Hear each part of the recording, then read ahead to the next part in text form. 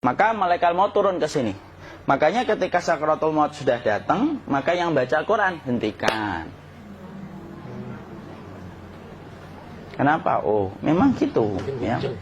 Jangan semakin kenceng. Ayo Pak, insya Allah Pak, gitu. Al-Baqarah Pak, Al-Baqarah Pak. Al-Kahfi, Al-Kahfi. Enggak lah. Yang baca Quran berhenti dulu. Kemudian digantikan dengan kita mentalkin. Antum agak ke sana dikit. Masya Allah ya. Orang yang meninggalnya kooperatif ini.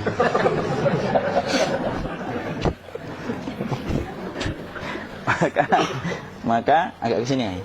Maka disunahkan kita untuk mentalkinnya. Nanti ketika mentalkin jangan terlalu sering, jangan terlalu membebani. Jangan terlalu sering itu la ilaha illallah, la ilaha illallah. Tidak gitulah. Berat nanti dia ngerasakan. Di situ Imam Qurtubi juga menyampaikan, jangan terlalu sering karena itu memberatkan dadanya. Jadi ketika mentalkin, saya sampaikan, boleh diganti atau enggak Ustadz? Enggak lah, talkin itu ibadah. Ibadah itu tauqifiyah. Tauqifiyah itu enggak usah diganti. Karena Rasulullah mengatakan, lakinu ala mautakum la ilaha illallah. Talkin orang yang meninggal di antara kalian dengan la ilaha illallah. Enggak usah diganti Allah Ustadz yang lebih singkat, lebih pendek. Enggak usah. Subhanallah Ustadz, enggak usah. Kenapa? Karena talqin sudah ditetapkan ucapannya oleh Nabi, begitulah kita mencontohnya. Jadi tidak usah diganti. Cara mentalqin, jadi kalau keadaan sudah tenang, tolong kalau sudah sakaratul maut jangan ditinggalkan. Karena sesungguhnya pertempuran setan itu pada detik-detik kematian semacam ini. Dan betul-betul berusaha untuk menjadikan dia murtad. Nanti makanya di situ di buku nanti dibahas kan, pertempuran setan itu sampai detik-detik orang mau mati itu sudah ayo kufur, murtad aja tuh, kamu sakit kan? Nah, itu kayak gitu. Makanya jangan ditinggal. Capek gitu kok nggak meninggal gitu ya. Udah gantian mas. Dan jangan kemudian meninggalkannya. Mangkat dulu gitu. Enggak lah, janganlah. Terus ditampingi terus. Kalau bisa ya sudahlah, berikan waktunya kita untuk sementara waktu itu betul-betul berkhidmah kepada orang yang kita cintai terakhir kalinya. Cara kita kemudian mentalkin adalah, yaitu adalah di sebelah kanannya la ilaha illallah. Biarkan dia mencerna dulu, tidak usah buru-buru kemudian kita langsung nimpali lagi. Dia mencerna dulu sembari kita doakan, peluk, ya Allah dimudahkan gitu. Kalau ada orang yang bisa ngucapin la ilaha illallah, itu siapa yang memberikan itu Ustaz? Yang memberikan kekuatan Allah Pak. Karena ngomong aduh aja sudah tidak mampu.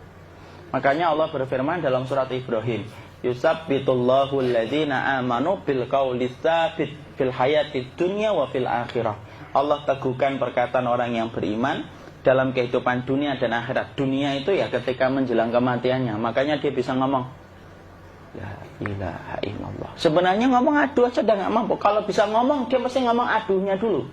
Tapi Allah yang menggerakkan. Ngomong la ilaha illallah. Makanya makana akhiru kalamihi la ilaha illallah dakhalal jannah. Barang siapa akhir kalamnya itu adalah la ilaha illallah, pasti masuk surga. Makanya kita lagi la ilaha illallah. Dah. Cara dulu. Enggak usah minta diburu-buru ya. Enggak usah gini. Ayo la ilaha illallah. Ayo.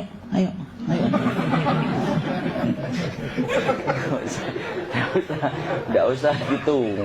Ya, biarkan dia pelan-pelan gitu. Ayo tapak, ya Allah capek saya Pak. Enggak usah gitu. Ya, ucapkan la ilaha illallah. Kemudian dia mencerna. Lalu kalau dia sudah mengatakan, untuk mengatakan la ilaha illallah. Ya, kalau sudah mengatakan la ilaha illallah, berarti sudah. Enggak usah ditalkin lagi, enggak usah.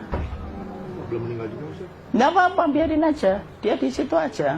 Kecuali dia ngomong lagi dan enggak usah diajak ngomong, alhamdulillah ya Pak, ya Allah gitu. Terus dia jawab, alhamdulillah. Ya. Itu berarti ucapan terakhirnya alhamdulillah. Atau ketika habis ditalkin la ilaha illallah, dia ngelihat air. Nah, itu berarti ucapan terakhirnya air. Talkin lagi. Nggak usah marah. Aduh Pak minta air. Kuncinya mau minta air nanti aja dikubur gitu loh. Jangan gitu. Biarin aja. Jangan kemudian setelah la ilaha illallah La ilaha illallah. Terus, ayo tutup, awas ya ngomong lagi ya. Nggak bisa gitu juga. Maka kemudian setelah la ilaha illallah sudah, nggak usah diajak ngomong gitu. Terus kemudian nggak usah ada anaknya perempuan, ya Allah Pak, sudah bisa ngomong la ilaha illallah, usah gitu. Cukup dalam hati alhamdulillah gitu. Diam kita dengerin gitu. Disitulah nanti biasanya tadi detik dia terakhir. Dia nanti ngeliat di sini Pak, prosesnya itu. Nanti kaki langsung sebagian jempol dingin dia. Kaki, telapak kakinya langsung kalau kita geningkan dingin kayak kaki yang kena AC langsung. Kemudian dia langsung ningkup gini, dikit dia, mulai kaku dia. Atau kalau enggak, gini dia. Langsung kayak jatuh, kayak kepala nanti yang paling terakhir. Kepala itu pasti ada gerakannya Pak, ini meninggal itu. Pasti gitu. Pasti gitu. Karena apa? Sudah tidak ada beban ruh yang menahannya. Ya, cabut ya, set pelan, maka kemudian malaikat itu. Tapi tetap sakit lah, walaupun dikatakan ringan, tetap sakit. Maka kemudian sakit gitu, ngelewatin sini, jantung kemudian sudah tidak berfungsi, kemudian ginjal Pak, ngelewatin ginjal tidak berfungsi. Bapak bayangkan kan, kalau yang pernah sakit batu ginjal Pak, sepakat nggak kalau kita batu ginjal itu sakitnya luar biasa Pak? Itu baru titik batu kecil di ginjal. Kita bisa bayangkan tiba-tiba ginjal tidak berfungsi. Sakitnya kayak apa Pak? Tiba-tiba ginjal nggak berfungsi, pankreas naik, kemudian tek jantung. Jantung ini dia masih hidup dia, di sininya masih hidup walaupun jantungnya sudah berhenti. Naik. Kemudian mata, dia ngelewatin mata. Organ tubuh yang paling setia sama ruh itu mata. Maka kemudian mata dia ngelihat dia, set. Ngelihat set keluarnya, set naik dia. Ya dilihat ini sama dia. Makanya Rasulullah mengatakan innar ruha idza qubida tabi'ahul basar. Ruh itu kalau dicabut, mata itu ngikutin kemana perjalanan ruh itu. Makanya ada yang meninggalnya gini. Ya itu bukan tanda su'ul khatimah. Itu tanda fitrahnya mata ngikutin ruh. Atau kemudian bukanya sedikit. Ada yang kayak senyum Pak. Ada yang kesini yang keringetan. Nah, itu tanda husnul khatimah. Ada yang senyum. Jadi sakitnya setelah selesai itu plong gitu. Makanya kemudian ada yang tersenyum. Maka itu tanda. Kalau kita ngelihat orang yang membuka mata kayak gini, tidak usah takut. Cepat-cepat kemudian kita nanti tutup. Biasanya kalau terlalu lama, itulah yang menjadikan ini tidak bisa ditutup. Makanya harus pakai kapas akhirnya. Karena apa? Karena pas meninggal nggak langsung ditutup. Biasanya karena perawat takut, dokternya juga nggak tahu itu, dibiarin itu. Makanya ada beberapa mata yang ditutup pakai tensoplas kan? Sebenarnya kalau langsung bisa nutup dia, fitrahnya nutup mata itu. Jadi kemudian kita baca Allahumma fillahu warhamhu wa'afihi wa'fuanhu atau bismillah wassalatu wassalamu ala rasulillah, tutup. Bismillah. Tidak usah takut. Kecuali buka lagi ya, ini baru kita kabur bareng. Kalau buka lagi Pak, Insya Allah Pak, ya Allah ya kita kabur bareng-bareng Pak. Diusap Pak, diusap ini. Ini enggak disenggol gini enggak. Begini kan, sudah meninggal dunia. Tangan boleh begini, boleh diluruskan, enggak ada ketentuannya. Boleh gini, boleh kemudian lurus. Tidak usah disalahin kalau ada yang lurus. Lu itu tangannya gimana sih? Posisikan kayak sholat. Nah, ada perintah kayak gitu. Jadi kemudian dikondisikan saja. Terus maka kemudian dipijit-pijit, akiknya dikeluarin, kemudian jamnya dilepas, gigi palsunya dilepas kalau ada, ya. Kemudian apa setelah itu? Coba buku.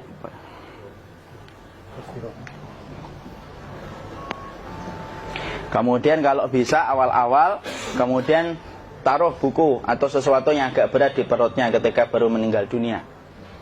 Kenapa kemudian ditaruh kayak gini? Bukan apa-apa, supaya membantu sisa-sisa pencernaan dia untuk keluar. Nanti Pak, biasanya kalau kita taruh agak yang berat gini, atau kemudian kita gini-gini kan, ini udah makan belum Maki? Udah makan belum makan kok udah gede ya? Maka pencet-pencet kayak gini biasanya nanti ketika dimandikan, nah pas dimandikan diginikan saja. Aduh. Nah ini dia sudah keluar di belakang, dia gini. Terus nanti keluar dia. Nah ini keluar langsung di belakangnya. Dan memperlakukan orang kalau sudah meninggal dunia itu yang lembut gitu. Kenapa? Inna kasra admil mayyiti kakasri admil hayyi. Mematahkan tulangnya ketika orang sudah meninggal dunia itu lebih dia rasakan sakit ketika mati daripada ketika masih hidup. Tuh Islam itu sampai sama orang mukmin itu kalau sudah meninggal aja sampai selembut itu. Kok hidup kasar itu kebangetan dia jadi orang itu. Mau sampai orang mati itu kemudian disuruh yang lembut, kalau ada aib disuruh nutup, tidak boleh diceritain. Misalkan di belakangnya beliau ini ada tompel, gagah-gagah tompelnya gede gitu. Tidak boleh cerita, Masya Allah loh. Sampai segitunya sunnah itu, ngajarin kita untuk nutup aib. Kalau ada orang belajar sunnah sukanya buka aib, nyari-nyari kesalahan orang. Sunnah yang mana dia pelajari itu saya bingung. Makanya kemudian gini, setelah selesai, maka kemudian tutup dengan kain. Maaf ya, akhi. Ya. Nanti kalau nggak kuat napas ngomong ya. Maka ditutup kayak gini, ditempatkan kemudian jangan di tanah, tapi di atas dipan. Karena apa?